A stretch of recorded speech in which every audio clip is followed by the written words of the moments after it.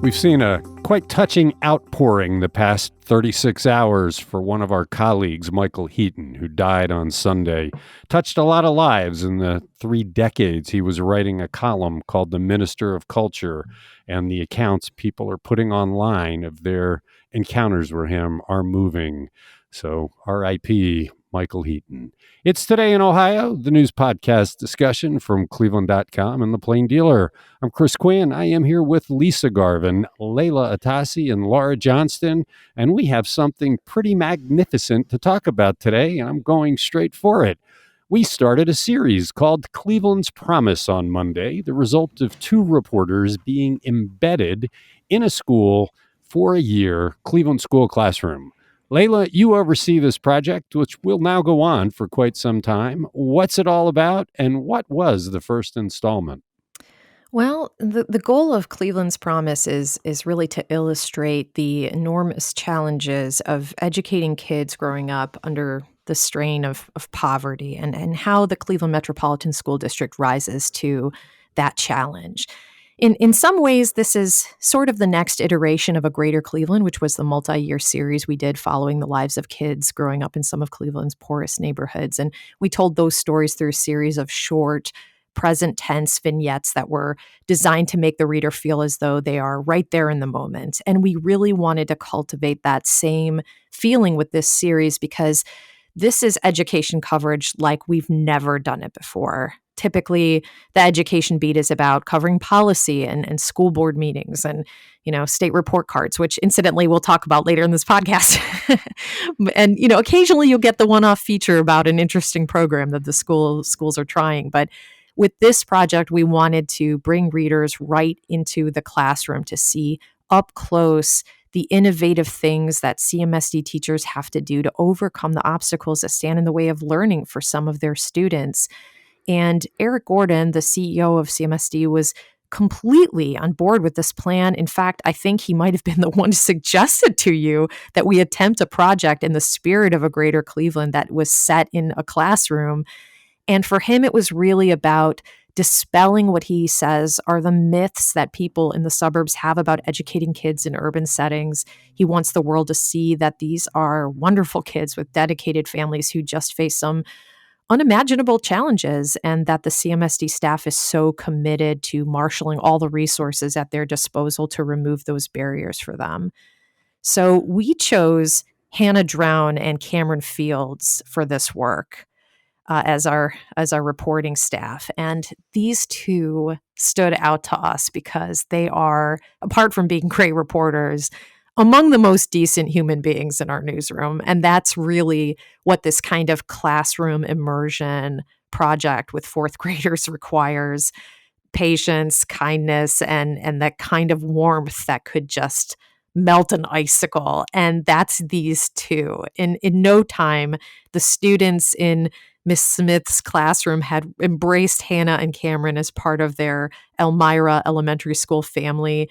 And frankly, so had the entire school support staff. So they have been in that school since November, daily, experiencing the lives of these kids and just getting to know what it means to be a student at this school and how the faculty responds to all of their needs.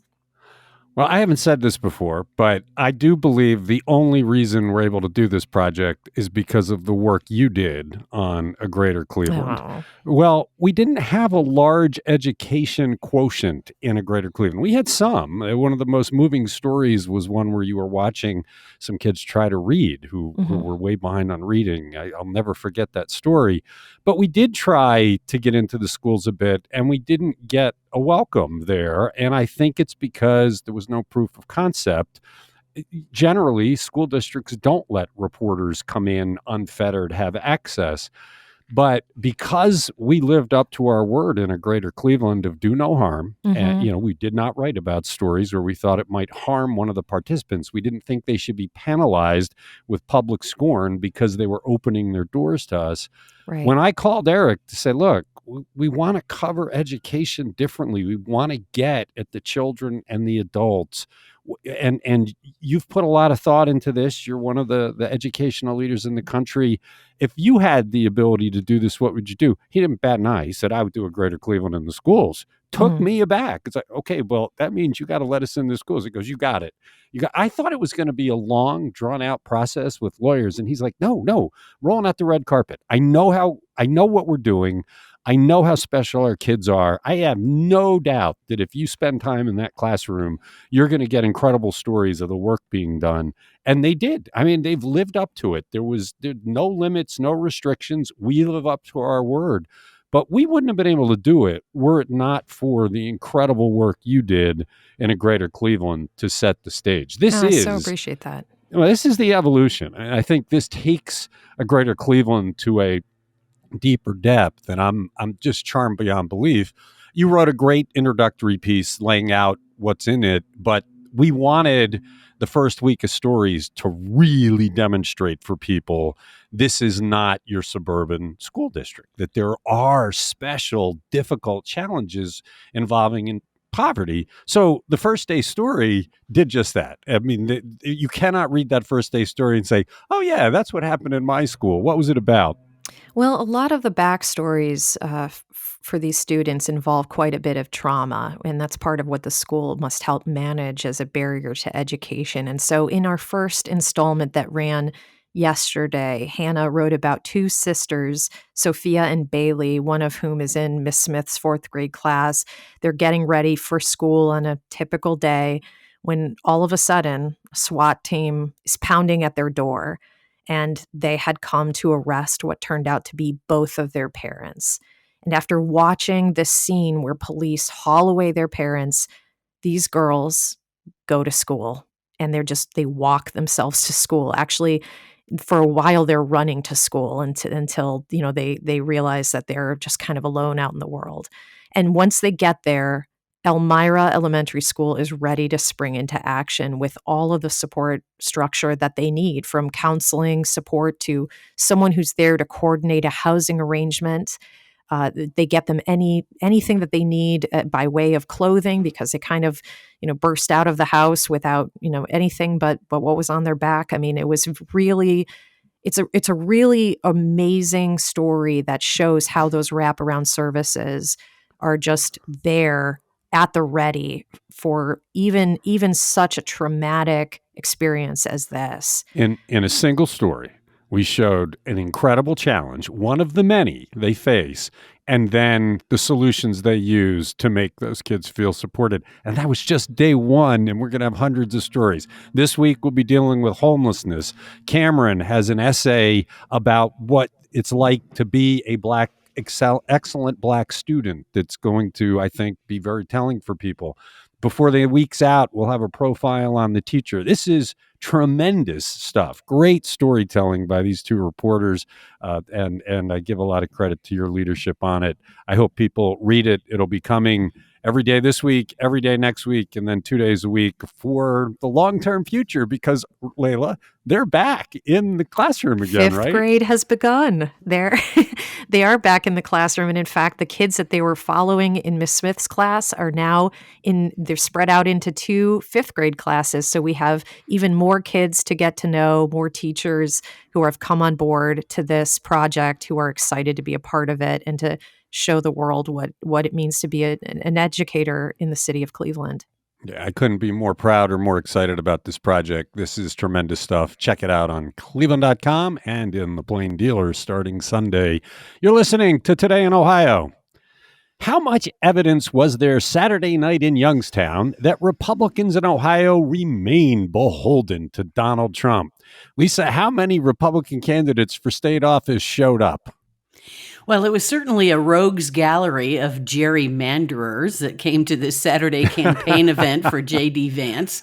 In attendance, Secretary of State Frank LaRose, Auditor Keith Faber, and then Supreme Court Justices Sharon Kennedy, Patrick Fisher, and Pat DeWine, and we all know where they landed on gerrymandering.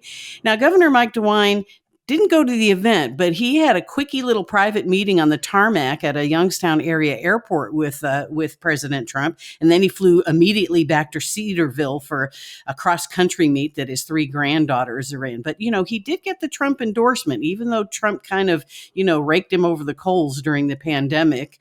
And during this rally, which featured a creepy raised arm salute with the index finger pointed, which is really scary, Trump mentioned a New York Times article in which Vance and other Senate candidates were said to be not thrilled with Trump rallies in their states during the campaign. And although Vance didn't say specifically that, he was an anti-Trumper, and boy, Trump made him work. He actually said during the rally, he said, quote, "JD is kissing my backside," although he didn't use that word. "He wants my support so bad. I'm 18 points up." And he's talking about the 2020 election.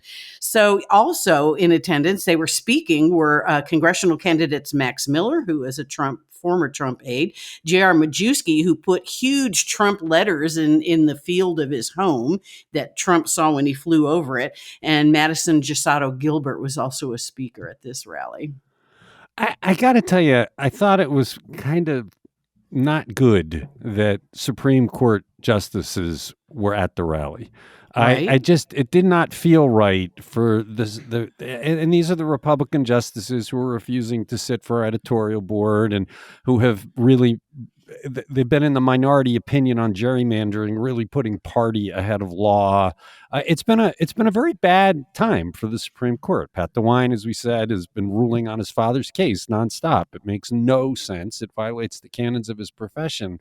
And there they are at a rally with Donald Trump where he is pandering to the QAnon people.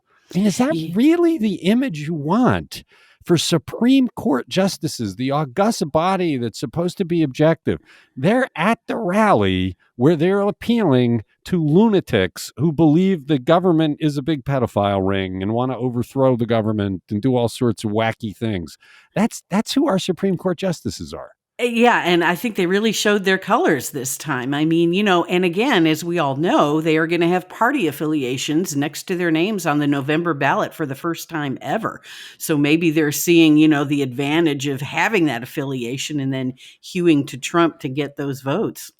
And how about a guy running for the Senate who the former president says is trying to kiss his A hyphen. I mean, is that the kind of candidate you want representing you in the Senate? Somebody that has to kiss the butt of the former president to get his benediction? Tim Ryan wasted no time in saying just that. Is that what you want? Is that what you want? A butt smoocher? I mean, I just, the whole thing is warped. The QAnon, according to, I think it was a story in The Guardian, even the Trump organizers had not seen this before. They played the theme music that is very much aligned with QAnon, and they raised their hands in a QAnon salute, which is holding up the number one. It comes across like almost a Nazi salute. Is this what we've come to in the Youngstown area? It's frightening. And, Yahoo News, in writing about this, this one-fingered salute, they compared it with a 1938 picture of a Hitler rally, and it was pretty scary how similar it was.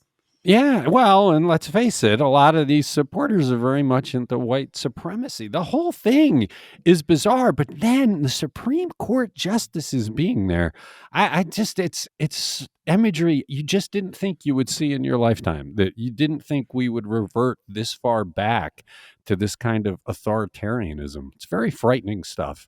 We'll have to see what happens with that Senate race. Tim Ryan is really working it hard, and polls, which you cannot believe, show him neck and neck. It's Today in Ohio. One of the Republicans loyal to Trump in Ohio is running against Marcy Kaptur for Congress, seeking to prevent her from becoming the longest-serving woman in the history of either congressional chamber. Laura, who is he, and what are the chances of Kaptur keeping that seat? So Lisa just mentioned him, but it's J.R. Majewski. He's a Port Clinton nuclear industry veteran. And so he's challenging her. And this is a different district than she's had to deal with in the past. So remember, it used to include Cuyahoga County. It was called the Snake on the Lake. Now it kind of looks like a snake, but maybe a fat snake. So it actually goes all the way to the western Ohio border, still along Lake Erie. And captors following her traditional campaign playbook. She's standing on her record, nearly 40 years of congressional tenure. She wrote legislation that established the World War II Memorial in Washington, D.C. She secured money for dredging harbors in Lake Erie, investing in the steel industry and shipbuilding in Lake Erie. She wanted to construct U.S. Army tanks in Lima when some people wanted to cancel that. And she's met with countless voters at parades, county fairs, fish fries. But this is a region that favored Trump's reelection by a 3-point margin. So I'm not sure what's going to happen. We're talking about Erie, Sandusky, Ottawa, Wood, Lucas, Fulton, Williams, and Defiance County, either all or part of that. So Majewski did get a lot of attention when he painted his lawn as a giant Trump campaign sign. He attended the January 6th Trump rally in Washington, D.C., although he was never arrested or charged with anything. And he says, I think, that he was escorting some senior citizens to the Capitol. But he's basically your Trump guy. I mean, he's even wearing polo shirts that are red, white, and blue that say Trump on them. It's an interesting strategy. I don't know that Trump carries that same kind of weight with the middle of the road voters. I mean, the election is now about who do the centrist voters go with, and they traditionally don't go for the Trump. And I think what's happened since the last time they voted for Trump with January 6th and all of the investigations may hurt him, but it'll be interesting to see if Marcy Kaptur keeps that seat. She's kept it for so long. So long. And she's not on this list of the 10 most likely Congress members to lose her seat. And she's raised close to $1.8 million for a reelection bid. She had $1.7 million in her account at the end of June. In comparison, Majewski had collected about $457,000 and had $113,000 in the bank. So she definitely outraised him, can advertise more than him. And you're right. I don't think of that section of Ohio as completely like nutty. I mean, we've got the guy from Sandusky running, it must be just south of there, right, who was in the Supreme Court case over gay marriage. So, I mean, there are some purple areas. You're listening to Today in Ohio. Although the new state report cards for school districts did not include an all-out ranking, it did have a point system for something called the Performance Index, something my wife made sure that I saw. What is that index, Layla, and which school districts topped it for the state? Well, the performance index represents whether student performance on state tests met established thresholds and how well students performed on tests overall. This is based on state tests for third grade through high school. So with that as the barometer, students in Solon, which is where your wife works. Absolutely. And Rocky River, which is where Laura's kids go to school, tested better than any other public school district in the state. Solon had the top score of 110.1, followed by River at 108. Chagrin Falls tied for third statewide with Hamilton's County Marymount District at 107.9. More than 95% of districts increased their performance index score from the year before, so that's good news. The biggest increases were in Painesville, which went from 32.5 to 65.1. Athens went from 54.9 to 81.9, and then Bedford went from 42.1 to 62.7, which is great. East Cleveland had the lowest in the state. Their score was 43.3, but that was up from 38.3 the year before. So, while testing isn't the only way to measure a student or their school success, it's one of the standardized ways to show how they're doing, and it's easy to compare, and people love to compare, right? So yeah, what I do think is unfair about this, and it gets back to the story we talked about at the top of the podcast, is that they don't factor poverty into this. It's probably 9 years ago now that Alex Johnson, the former Tri-C president, and other educators came over to meet with the editorial board to show how school districts would rate if you included poverty as a factor. Because as we're going to show in Cleveland's Promise, poverty creates enormous challenges that the districts that deal with it have to overcome. You're right. And I think if you factored poverty into this, districts like Cleveland would come across very strongly because they're doing so much to deal with it. And the districts like Solon that really don't have it would not have that, would have that factor bring them down to size a little bit. I mean, let's face it, it's a lot easier to educate children in Solon than it is in Cleveland because they don't deal with all the things that Cleveland's promise is going to explore. Yes, and I think Eric Gordon would completely agree with what you just said. Well, they quantified it. I mean, it was fascinating they did it, but then we never saw it again. Go ahead, Laura. I just wanted to say Rocky River didn't have one of the four perfect 5 scores, which we talked about last week, right? And all of those things like graduation and gap and early literacy. And so I think you got to look at both of those things. And I have, my kids brought home, or I guess they got mailed, right, the score on their tests from the spring. And the school average is like crazy high. You're like, how is that the average? Because it's way, way above the state. And you realize, they've said this for a long time, that SAT scores have a lot more to do with where you live than how smart you are, right? Or how prepared you are for college. And I think it's just really eye-opening that some districts, it's not fair. Kids do not get an equal education. Well, for marital peace, I do want to say that Solon did have the complete 5 stars. Just putting that out there. Yeah. And I love Rocky River schools. I mean, I am a huge supporter of the schools. I've been so impressed with what my kids have been able to learn. But what you're talking about is just, these are the realities, and not every education is equal because of all of the. And let me just say, go Bay Rockets. All the pride here. You're listening to Today in Ohio. Why is Ohio joining with other Midwestern states to build a market for hydrogen? What is it about hydrogen that has the states thinking of it as a solution to greenhouse gas issues? Lisa, I ask this because hydrogen is known for being an explosive gas. And so if you start creating a whole lot of markets for it, don't you kind of create some extra dangers? Yeah, but they've been talking about hydrogen for years, actually, as a way to power cars. And so there is a future, even though it is explosive, there is a future for it. And I will say that Ohio is already producing 161,000 metric tons per year of hydrogen. It's mostly used, they have a market for it here. It's mostly used for petrochemical and fertilizer industries here in the Buckeye State. But Ohio is joining a coalition of 7 states called the Midwestern Hydrogen Coalition. They want to establish a market for hydrogen. So Ohio is joining with Illinois, Indiana, Kentucky, Michigan, Minnesota, and Wisconsin. They're going to work with universities and nonprofits and commercial partners. They want to assess the challenges. As you said, it's an explosive element. And they want to look at the opportunities and then develop solutions so hydrogen can be mainstreamed. It's a voluntary, non-binding agreement. The state can leave at any time. They can join other issues. But they're looking at hydrogen, like I said, they're looking at for future uses in cars and transportation, producing heavy electricity and using, powering heavy industries. You can also make fertilizer with it when you combine it with carbon dioxide industrial waste. So that's another, you're taking, a pollutant and a waste and turning it into something good. And a study from Cleveland State University says that, there's already a market here. DeWine's spokesman, Dan Tierney, said it's too soon to say if the state money will be used for this coalition. I guess it might be too early to answer this question too, but does the state envision pipelines that are carrying this explosive gas to factories to power them and things like that?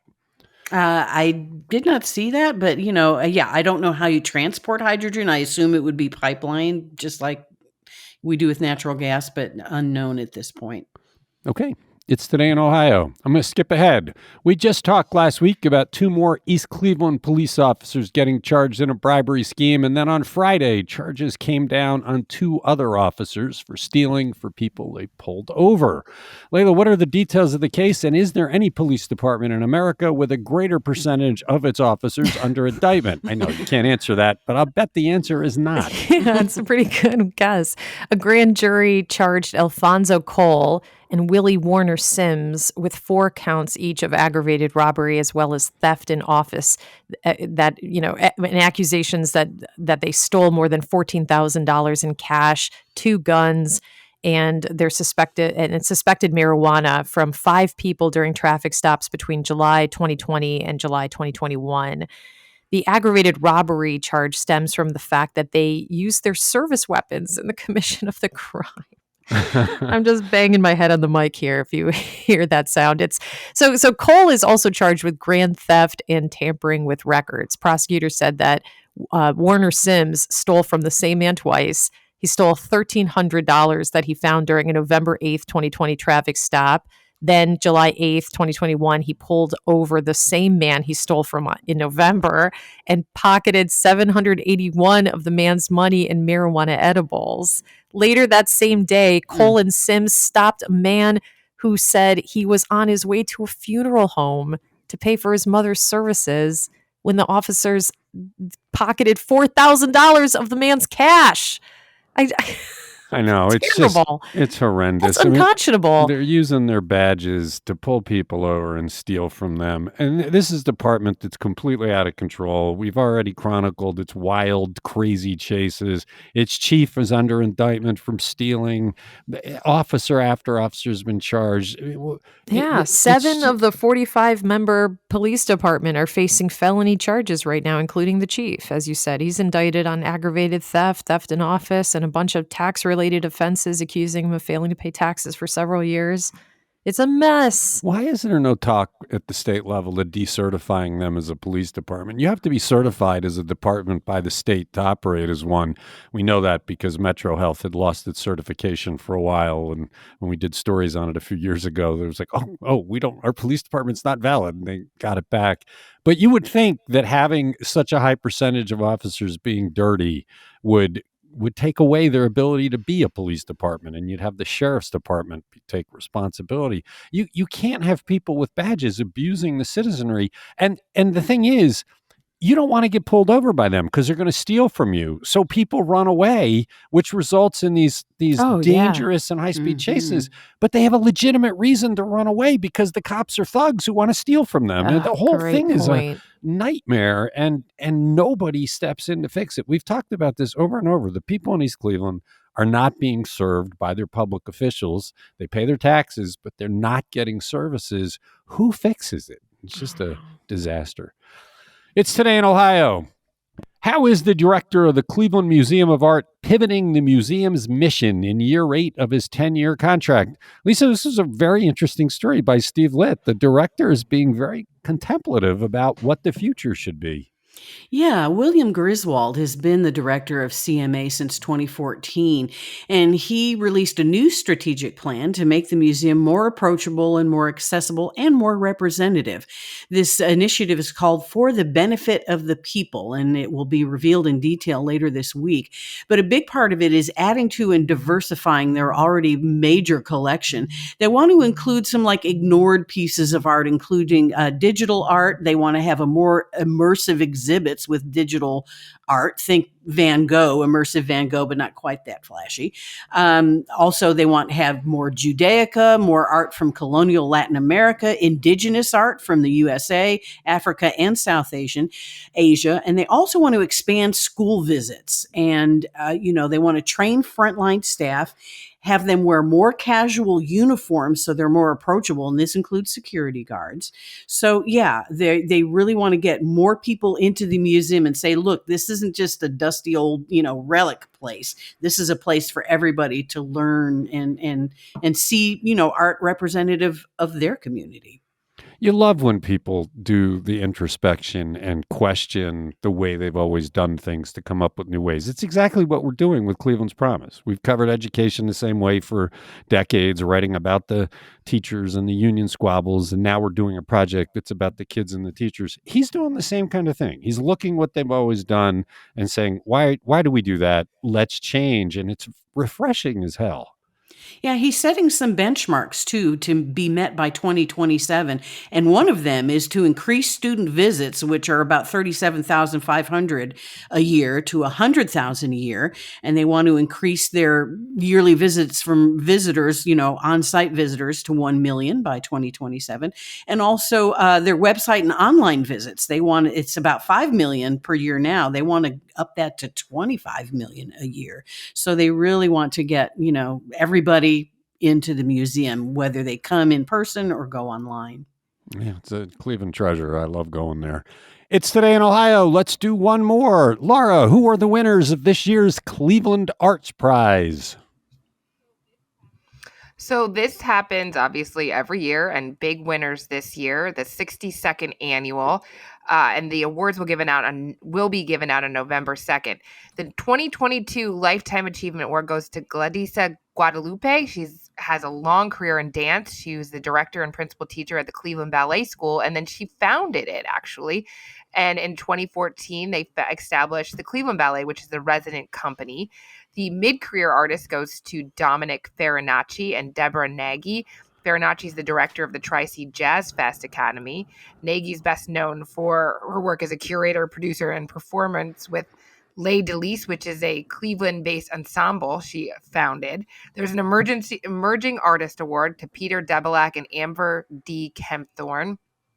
And then the 2022 Robert P. Bergman Prize for a lifetime of work is focused on the democratic vision of art, and that goes to Julie Patton. She's an award-winning arts educator. She worked with all sorts of Cleveland philanthropists and community leaders over the years to basically augment the city's arts scene. And then there is the Martha Joseph Prize that honors an individual or organization that's made a significant contribution. That goes to Sujatha Sirvasan. She's a choreographer and teacher in the classic Indian art of, I'm going to mess this one up, Bharatanatyam dance, and she founded a Center for Indian Performance Arts in Cleveland. So hats off to all of these people who are doing phenomenal Really work excited in the about art space. Dominic Farinacci. I remember when Wynton Marsalis, one of my favorite all-time jazz artists, kind of recognized him and took him under his wing, actually brought him on the stage a few times, gave his career a big boost, and he's mid-career already, and he's become this